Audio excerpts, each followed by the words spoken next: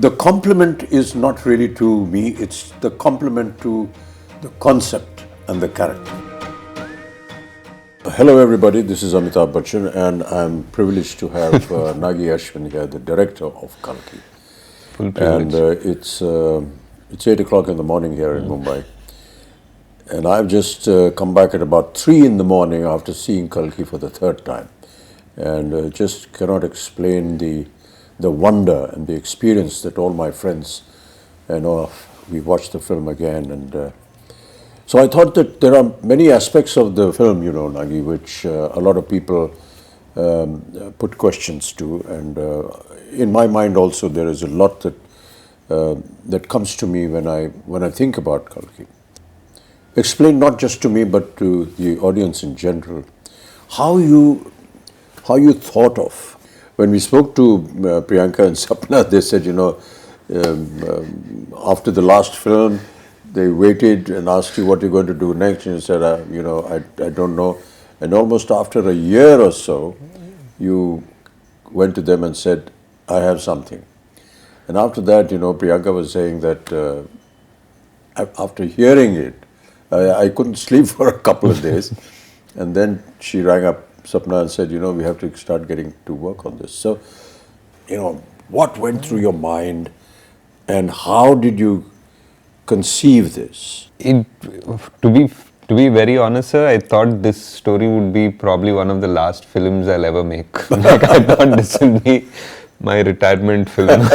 But yeah, and we won't let you do that. Yeah, and I had like a smaller story, maybe something that was not as ambitious as this, that I wanted to start off with, and somewhere along the way, like those few months after Mahanati, I was coming across either articles or like some sort of videos about the Chiranjeevis or about some sort of a Mahabharata connect, and I was even seeing some articles where I was seeing that maybe some production houses in Bollywood were starting to think about Mahabharata or Ramayana and all of that at that time, and I had this story, I had a germ of this story already by then, and I was like, okay, so maybe it's time to bring this out of hibernation.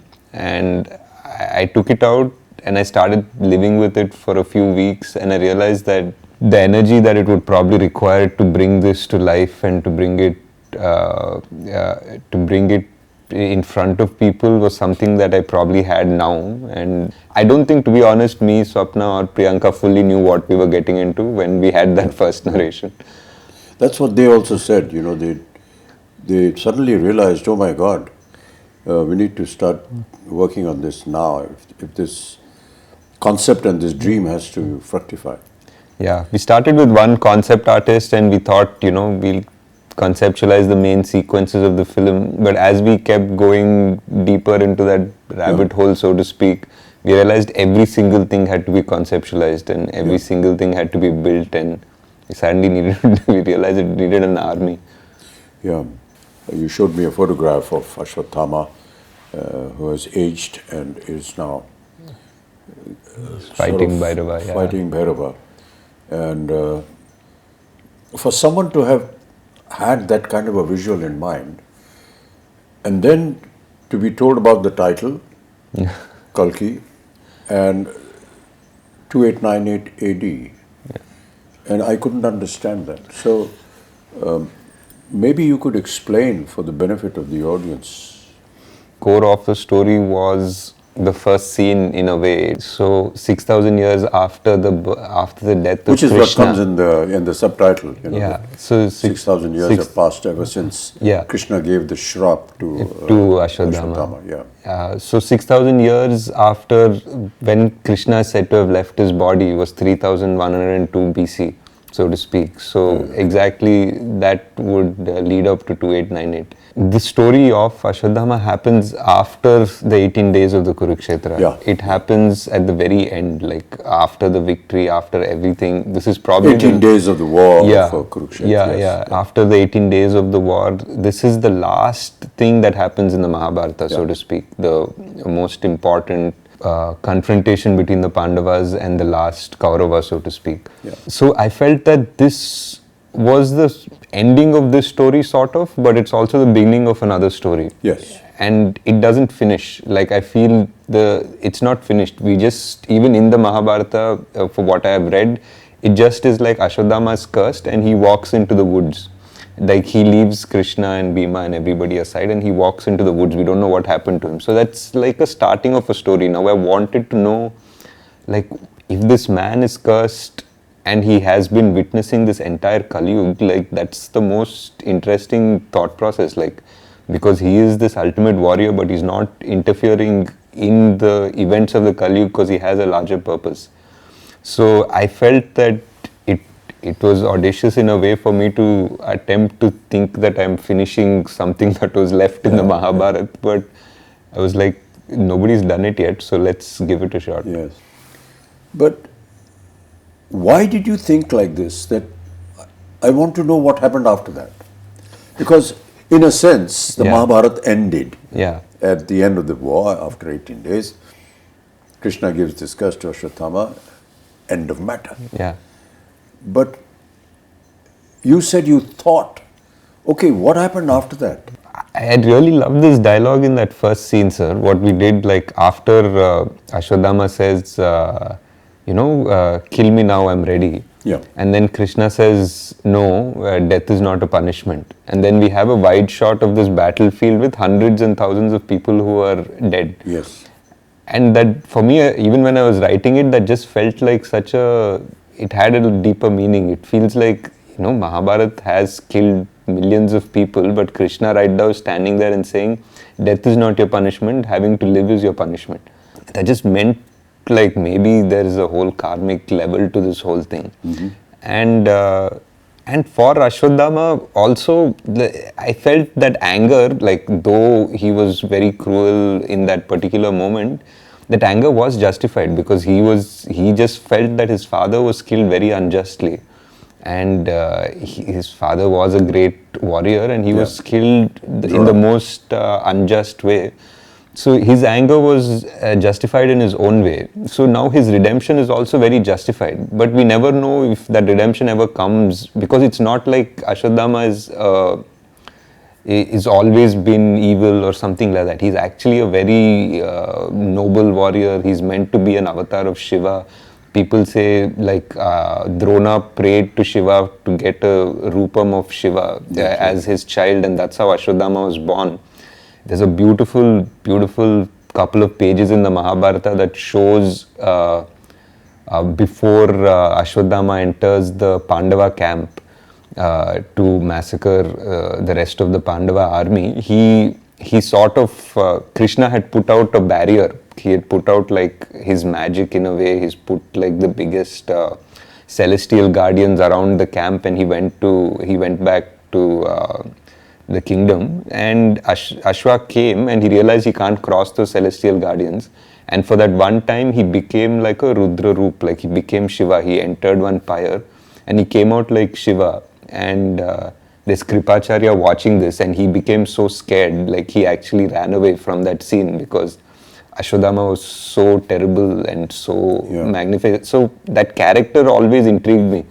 Like, you can't have an avatar of Shiva who is the greatest, is the son of the greatest warrior, and not know how his story ended. So that was the point of evolution of the idea and thought of how to continue with this. Yeah. And he wasn't also, like, the most popular Mahabharata character, because from what we've usually exposed to in serials or books or anything, we know about the main ones. We rarely know much about Ashwadama, but I feel he was multiple times capable of destroying the Pandava army if not for Krishna. Like, there were astras that only he could use, and only Krishna knew how to stop them. After 6,000 years. Yeah. You hear the words of Krishna saying, that when there is no water in the Ganges. And these were all very symbolic but very pertinent little things that kept coming up. How did you conceive that the futuristic world 6,000 years from now is going to be looking like this? There were a lot of things that we try to extrapolate, sir. Like, for example, there is massive drought now. There is clean air is already such a problem in so many places in China or even Delhi, for that matter, that buying air is going to become a common thing. It's actually become a common thing already. And the fact that physical currency is not going to exist has already happened. So a lot of things that when we started writing we thought were very futuristic have already happened by the time the film released. And we had to just try to understand that if there is no water and the biggest problem is fertility, I feel, like of man and of the soil. Like, those are the two biggest things that will change the world. If human beings suddenly become infertile to a certain level, we just have barely 100 years before we go extinct, in a way. And if the soil stops being kind to us and it becomes dead in a way, then how much synthetic food are you going to develop, and how will that society be that lives only on synthetic food? So those are the two big things we tried to explore, though we didn't have time to really get into the details of it, but that was the thought process. During the portion when they were designing all this, were there any questions that ever arose in your mind? Multiple, sir. There were because like almost everything, because when you're trying to design a whole world with an ecosystem, with an economy, with all of that, there'll be so many contradictions. Like, even just the architecture of things, there'll be like, what are your vehicles running on? Like, if it's running on this, then why don't these people have access to it? And what access does the complex have? So suddenly we're designing a whole world, right from the economy to its power systems to grid to like, what do people do? How are they making money? And is there a welfare system in this world? Like, there's so much discussion, and after I think 5-6 days of brainstorming, we usually just stop and say, enough, let's get back to the story. I was talking to some people about Shambhala and what it was, and that is something that they said, that this Shambhala is something that is under the earth. It's there in the Buddhist thought process. I personally felt that there is a scene when Mariam comes forward before she sings that song, to that circular that design, mandala, which I don't know whether I'm correct in saying that, but it's a very Buddhist. So is that what went through your mind? It was, sir. I think the idea of Shambhala is something that is very similar to our culture and Buddhist culture, even Persian culture. They have different names for it. And I felt that it's very interesting that all of them have names somewhat similar also. Somebody calls it Shangri-La, somebody calls it Shambhala, and all of them say that it's a place where people are going to sort of retreat to in the Kali Yuga, when adharma becomes so much more outside, and that's where the avatar will come, the savior will come, so to speak. So I felt it's very interesting that so many cultures have the same idea. And the idea of the symbols in Shambhala was like a mix between the chakras that we have, the Sri Chakra and all of that, combined with the mandalas that Tibetans have, which are so similar. So that was that. We just wanted to find, I think in the production design discussions that we were having, we were always trying to see like how culture would be amalgamated in 6,000 years. It wouldn't be like sharp lines between cultures and traditions. Things would probably get merged a bit. But it's, it amazes me how one person's brain could have designed and thought of all these things. I couldn't have, sir. There was a production designer, Nitin Zihani. We had multiple meetings. We have a concept design team which is really good. They're from Jaipur, fully Indian, like Immortal Collective. We had an in-house storyboard artist, Venu. I mean, for a movie like this, I would say that we probably required a bigger team, but the team that we had was fully on board, and everyone was constantly ideating. I mean, I definitely had to okay the final aesthetic, and I would guide them and direct them the way it had to go. But if not for the concept designers and Nitin's brain also, this wouldn't have come out the way it has. Kamal, that day when we had a general, Yeah, when we were talking to the rest of the guys, he said something very nice. yeah, He said, a lot of the filmmakers come to me and they describe the story, and they give me very efficiently made concept arts. storyboards. Yeah. But the point is that his opinion was that how does this storyboard actually get into practice, and what is the reality of it? It's all right to make some drawings and come, but he said that when I saw this and when I heard Nagi, I thought, gosh, it's going to be another one of those storyboard things. But then Nagi showed me some visuals which he had shot, and I believed, and just went ahead with it. What was the idea of the complex?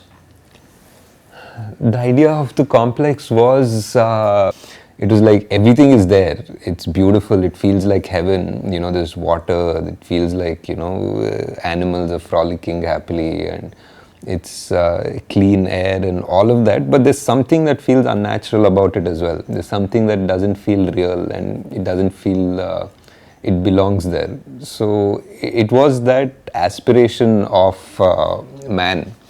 I feel that when you go to the complex in the film, there is this idea that you need 1 million units to enter the complex in this world. That idea was like a creative idea of yours? Yeah, it was a creative idea. It was something to give a goal to Prabhas's character, and everybody in that world they basically were working around that goal. They wanted to make 1 million units to get into the complex. But my idea was that you can't make 1 million units by being straightforward. The complex wants you to backstab each other. The complex wants you to fight amongst each other to make that 1 million units, and they're just going to be at peace because these people are never going to unite. That is what is happening in Kalki, Yeah. This whole backstabbing and everything, everyone wants to grab and go on to the top, Correct. That famous story about all of us, we're all like cockroaches and everyone wants to go, go up, and reach the top of the lid of the bottle where they're in. So, you are catering to an audience, and there are many portions which I felt, as somebody who's been in the film industry, could understand that, okay, we are playing to the gallery. Yeah. This is Prabhas. For sure. This is a Telugu film. And Prabhas is Telugu. And you have to understand that he's massive, and he's godlike there. So many elements which a lot of people felt in the first half, because of its length and so on and so forth. At times they were not able to understand, or say, come on, let's get on with the story. But the fact is that it's like an intro to the hero of the film, but not just the hero of the film, but also the hero for the Telugu-speaking nation. And that is something that, people perhaps overlook, but we have to give it to them. At the same time, giving out to the audience, I've never lost a fight and I never will. Which are actually Krishna's words. And you've given it to Prabhas, to Bhairav. True. But the point is that for the common language that the Telugu nation that is gaga over Prabhas, it has an alternate meaning as well. Also, And that is, those are the claptraps. For, I just felt it was a wonderful amalgamation of playing to the gallery, yet not entirely submitting yourself to them. It was a tricky line, sir, for sure. That's a very thin line. I mean, I would love to go and sit in a theatre in Hyderabad and sit with this Telugu-speaking audience when they're seeing this, because they must be going wild when they see Prabhas saying this, and all the comic interludes that he has, and they had wonderful little snippets, that she comes out with, which are valid for the film, yet extremely valid for the common man. I mean, how did you think of that? Like you're saying, it's a very thin line, sir. Like, there were a few things in his intro, for example. Like, I think a new audience from Paris wouldn't make anything of it. Because there's a hologram that is glitching. it says possible rebel, 5-star bounty. Yeah. And then it just glitches just for a moment right next to Prabhas and says rebel star for like an instant.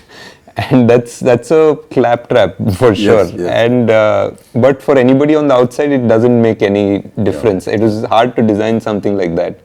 And there was something also where Bujji says, even I have some fans, and Bujji says, yeah, you have a rebel fan. Yeah. and again, for another audience, it doesn't make any difference because he was a rebel. We established right. that.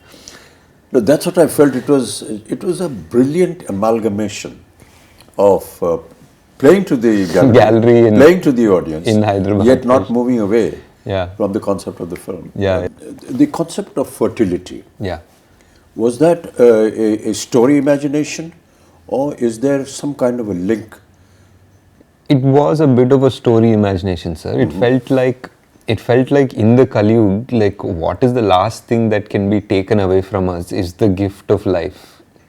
People's morality and this and that and everything. And the last thing that would die is the actual gift of life, like whether it is food or whether it is the chance that we procreate and make and continue our species.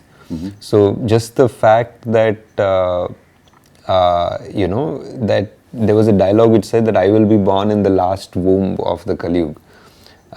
So that was there in one of the earlier drafts, and it felt like that was the most dramatic way to introduce our savior. Yeah. And a lot of questions being asked is, how do you manage to perform when you don't have the props around you? Yeah. We really tried in this film to build as much as we could, sir. Like whether it was the off sector where there was desert and the truck and everything, or Shambhala, the bridge. We tried our best to give as much, but yeah, there were definitely sequences where it was just a blue screen. And Yeah. We all know that, Indian cinema works on poetic justice. yeah. And I keep quoting this from my father, who used to watch a film during his last days every evening, and I was asked to ask him, what is there in watching a film? So he used to say that, I get to see poetic justice in 3 hours. So during the length of the film, at the end of the film, there's poetic justice. To bring that kind of poetic justice Yeah. in Kalki, in the Mahabharata, is it going to be factual? Is it not? I mean, this we will discover in part 2. But did it ever cross your mind that, there has to be this aspect of poetic justice in the film? Definitely, sir. I think so. I think Ashwadhama's character itself is that idea of poetic justice. The way his character starts and the way it needs to finish. Yes. Yeah. There are many little things which, which were done and shown in the film, Yeah. but its essence was actually realized by the audience. Yeah. It's like Sumati's Agni Pariksha in a sense. Yeah. Which was so beautifully done. Yeah. And we talk about Agni Pariksha, but we never visualized that it could be like this. Yeah.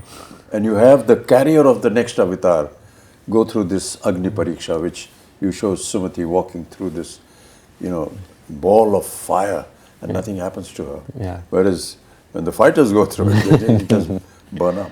Yeah. So, what was the thinking behind that? That is definitely one of my favorite sequences in the film, because it also parallelly brings in all the 3 characters. Like it brings in It's a kind of a chastising of Sumati in a sense. Yeah, in a way. And Ashwa realizes at the same time, Bhairava at the same time. And for me personally, it was the reference of the Krishna and Vasudeva walking through the river in the Dwapar Yuga, like as the river parts for them. It felt like in the Dwapar Yuga, the water element parted for God to give him safe passage. And for me here, it felt that the fire element parted for God to give him safe passage. Yeah. So that was my thought process. Yeah. I mean, there were so many challenges, even from the point of view of, say, the DOP or the cameraman and everything. Yeah. You have an 8-foot giant, Yeah. and you have the rest of the cast here. Yeah. And there were so many times when we took hours, because how do you light up a place where you're going to see both the characters together. Correct. So my lighting is going to be different. Yeah. And my whole atmosphere is going to be different. My concept of looking down to talking everyone, And everyone's looking up to talk to me, and how we actually managed to do that. Yeah.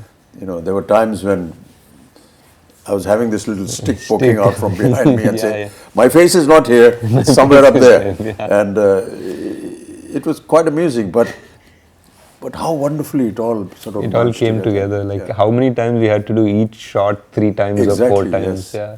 Even when I was writing, I always thought Kalki was 2 watches. Like it was a repeat watch. Like the first time you watch the film, you watch the film. And the second time you watch it with the perspective of having seen it again. So you see so many things in a new perspective almost. Yes. In a way, it's almost a new film the second watch. Yeah. So I always felt it was a 2-watch movie at the least. And it's great because I think we went for the evening show, like all of us, to see it, and on the first day. And by the evening show, there were people who already knew the dialogue, so they were already watching it the second time. Yeah, I finished seeing it for the 3rd time last night. I'd really like you to just kind of summarize the whole experience before we end up talking. Yeah. Because we could just carry on, for a long time, yes, sir. I think for me, it was just, it was a dream definitely to put together this world and all of the influences and the stories that I've loved, and putting it together in a world in a coherent and an understandable and enjoyable way. And to see now today that dream has come true and people are actually agreeing to watch such a film and love such a film and accept it. It's not just, I think, just for us as a team that's been working on it for 3 years, and the actors that have put in so much time to do it. It's not just a win for us, I feel. I feel it's a win for the industry in a way, because like producers, actors, directors, writers now have a validation that they can think differently. Now they have a validation that they can greenlight projects which probably wouldn't have, because now there's a Kalki.